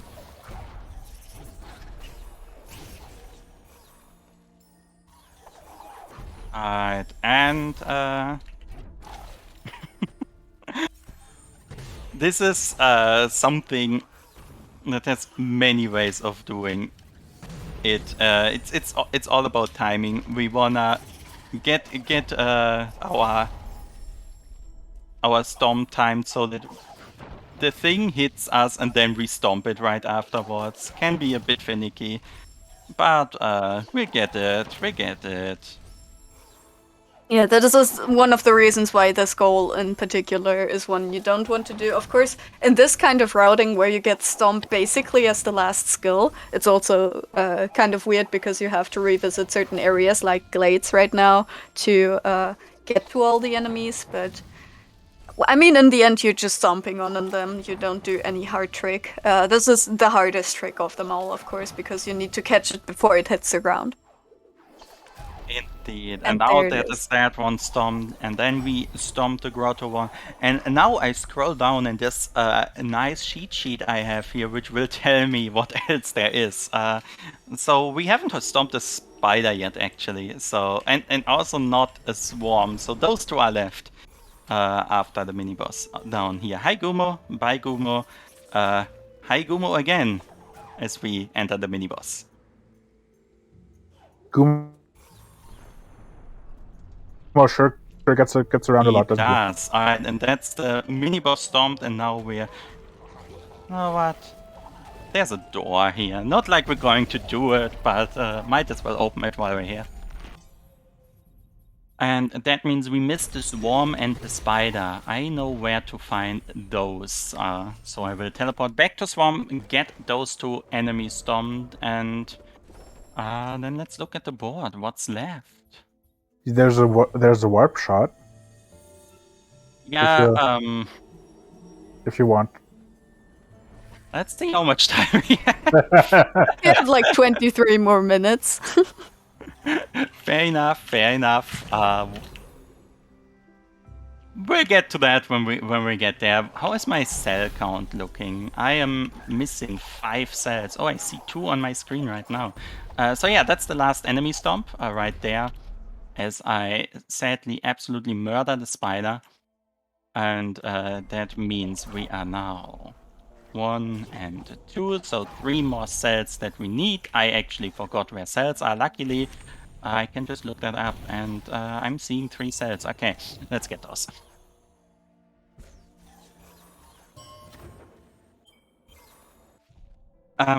So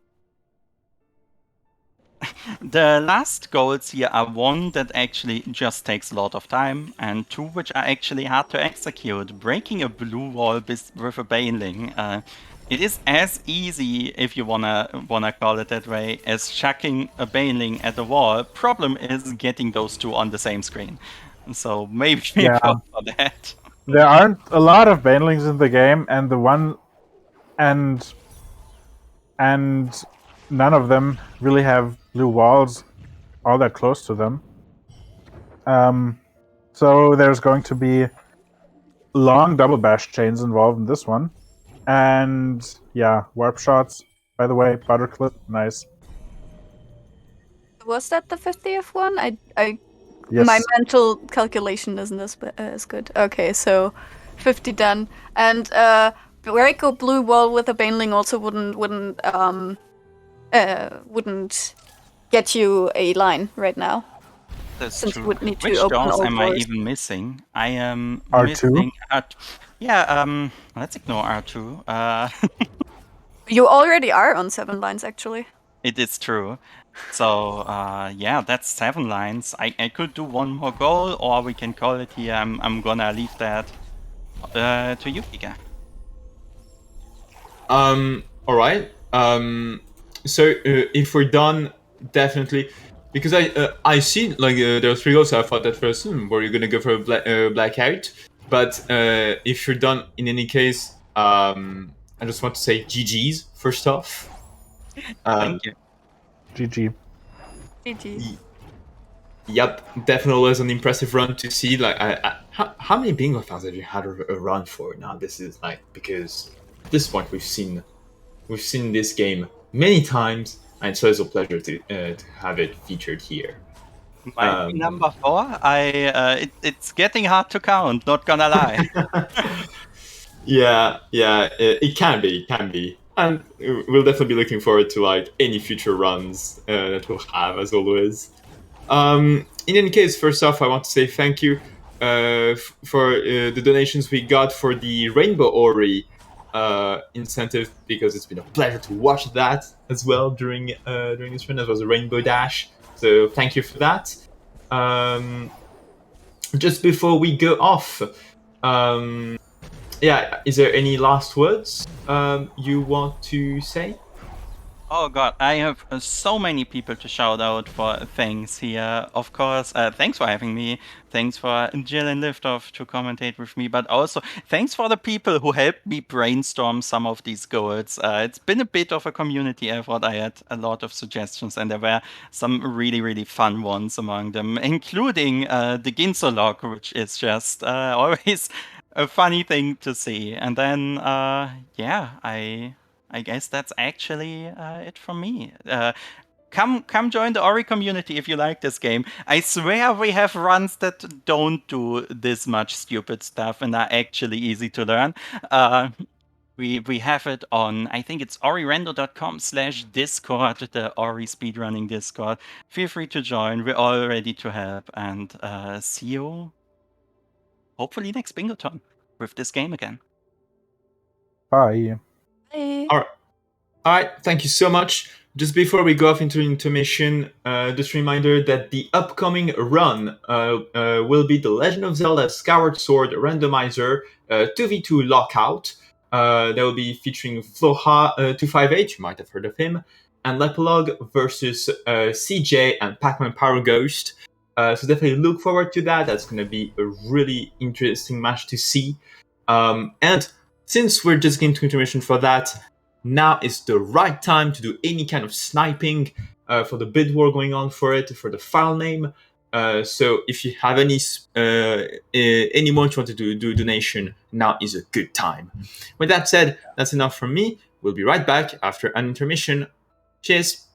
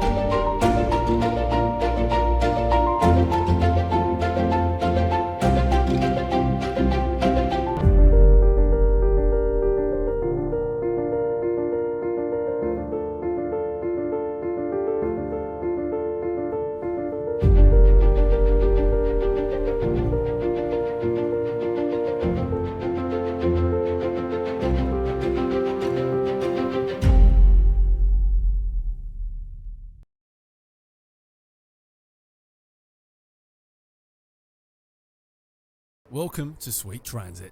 Creating an interconnected world of railway is the aim of the game here. The use of advanced signalling will allow you to create unique routes or highways for specific trains. City building focuses on your efforts as you construct a bustling city with the aim to encourage villagers to move to your town and take up work. From farms to factories, coal mines to wood processing, fish, cotton and more, resources are essential to everything you do in Sweet Transit. And do not miss our limited time demo, available now on Steam.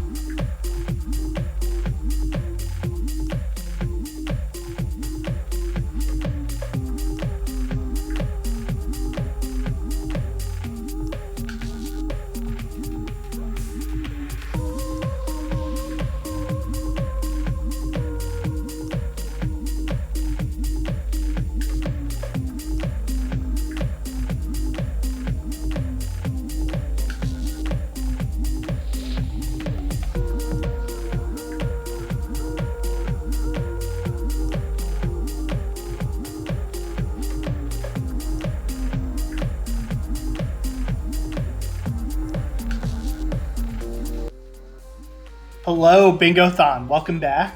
We've got a little bit of a break right now before our next game, which is Sword Skyward Zelda of Legend. It'll be 2v2 lockout.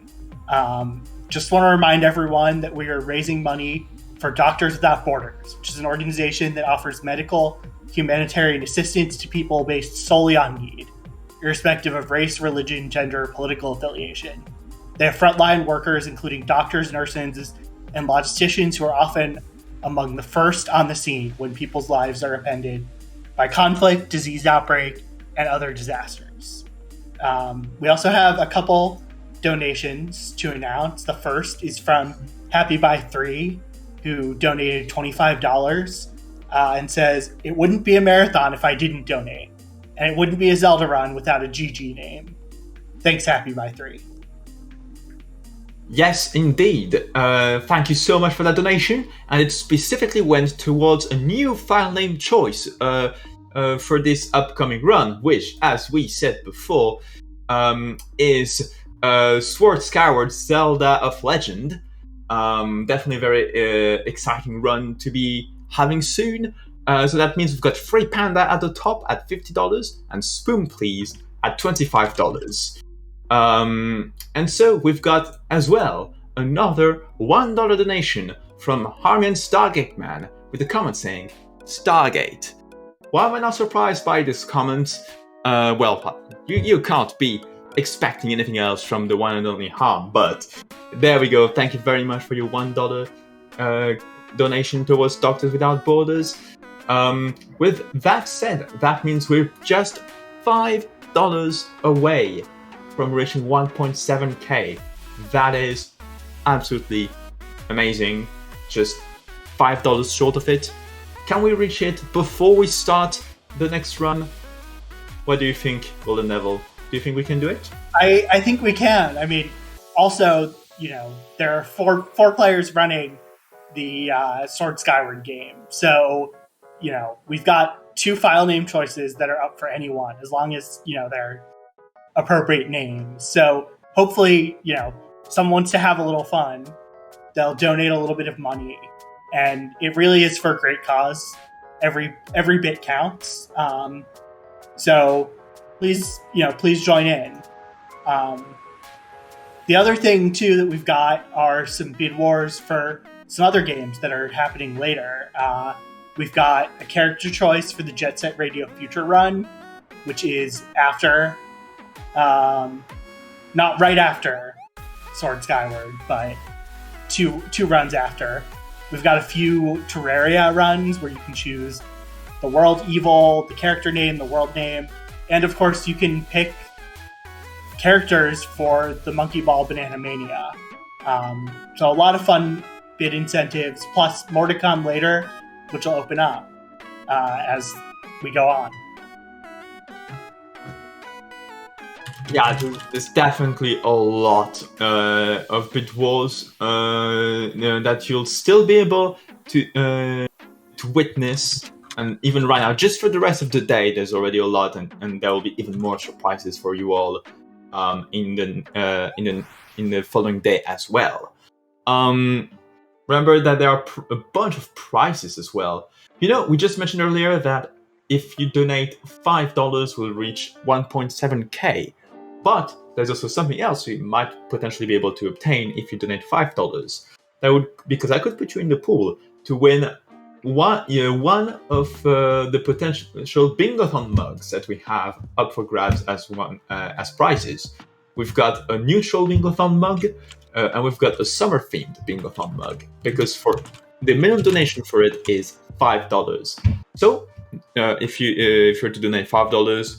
It would be awesome for making us reach 1.7k raised for Doctors Without Borders, and you could also win a pretty cool mug. So it's a win-win scenario. So let's see how things go. Yeah, we have a number of other incentives as well. A lot from our sponsor Team 17, who recently announced their tactical diesel punk looter shooter Marauders. We have 4 or 5 game packs. If you donate $25, you get entered into most of them, and then $50 for the grand prize. There's the Couch Co-op pack, the Metroidvania pack, the Roguelike pack, the Speedrun Starter pack, the Strategy pack, and the Grand Prize. You also could win a digital copy of Mario Strikers Battle League if you donate in the next day, or a copy of Fire Emblem Warriors 3 Hopes. There's a lot of good giveaways we're doing. And if you donate enough, you can see what you can win.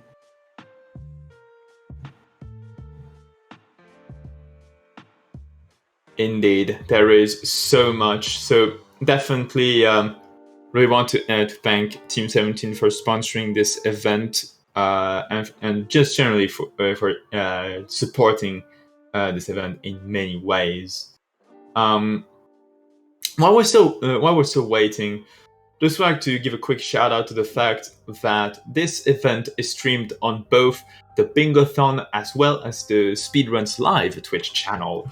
So if you're someone who's watching right now on the Speedruns Live Twitch channel, do remember to give as well twitch.tv/Bingothon a follow. And of course, vice versa, if you're someone who's watching right now on the Bingothon channel, do remember to give a follow to the Speedruns Live channel, because, thank you. They've been really amazing at supporting our events so far.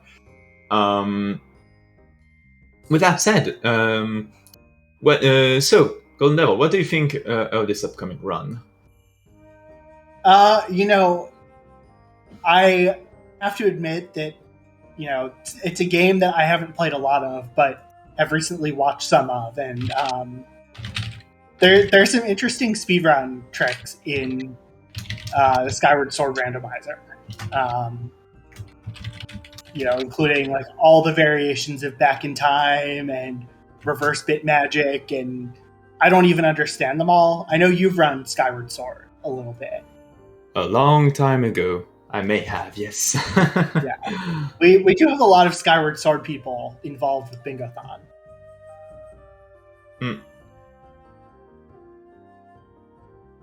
Yes, Skyward. What is this game? Skyward Sword. I think we meant Sword Skyward. You're right. I'm sorry. Yeah, Sword Skyward, Zelda of Legend. This one has quite. If you have never seen this game before, you might be a bit intimidated at first, but it's definitely going to be really interesting once you start seeing what it is, and because it's a game that doesn't often get as much love as it should, and you'll see it's going to be really great. Yeah, I played the HD remake. Like I think the original came out at a time when I was just very busy, and I bought it and never finished it. But I played the HD remake, and it was fun. The motion controls definitely are of that time on the Wii, but it's a fun game. And even though we won't get to see it, there's a lot of interesting lore in it. Plus, we get 2 hours of hopefully the commentators making fun of Floha. So really, what else can you ask for? Yeah, that's definitely the best part. And the best part of it is that right now, Free Panda is at the top of the bid war, which I'm sure will be a real torture for Floha. But if somebody doesn't want that to happen, you can still donate. There's still a few minutes left before the run gets started. Yeah, still quite some time. And again, there are 4 players. We've only got 2 bids in, so you could bid $1, I think, and get a file name of your choice. So definitely, have a little fun and donate for a good cause.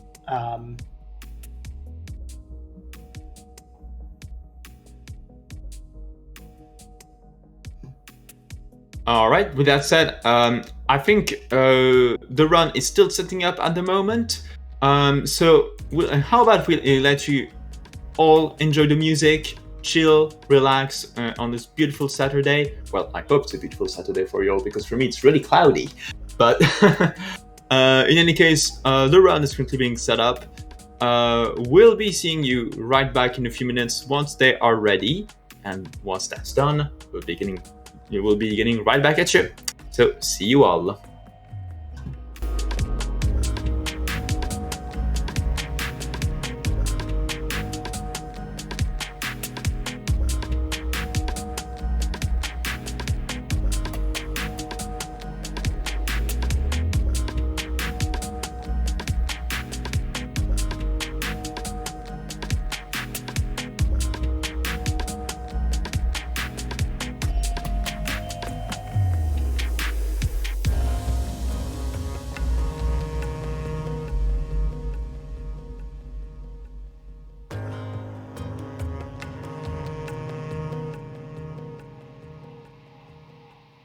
Du wolltest doch gemeinsam mit mir nach dem Samurai suchen, der nach Sonnenblumen duftet.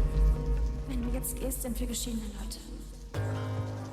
Wir sind schon so lange unterwegs. Du hast es mir versprochen. Idiot!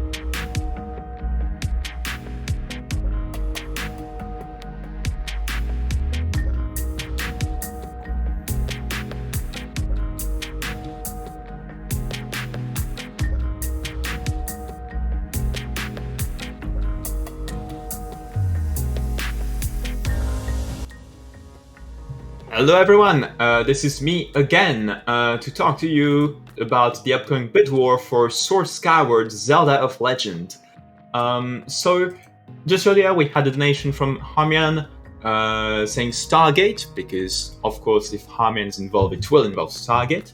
It turns out this particular donation also had an added bid name for the file name, which is, to nobody's surprise, Stargate. Now sitting at $1. So it means we've now got 3 names for the file name choice, with Free Panda at the top at $50, Spoon Please at $25, and Stargate at $1. The run is still being set up at the moment. We really appreciate your patience during this time. But it means with that extra time, we could topple the tower and have something else take the top. So let's see what will happen. Thank you everyone, and we'll see you very soon.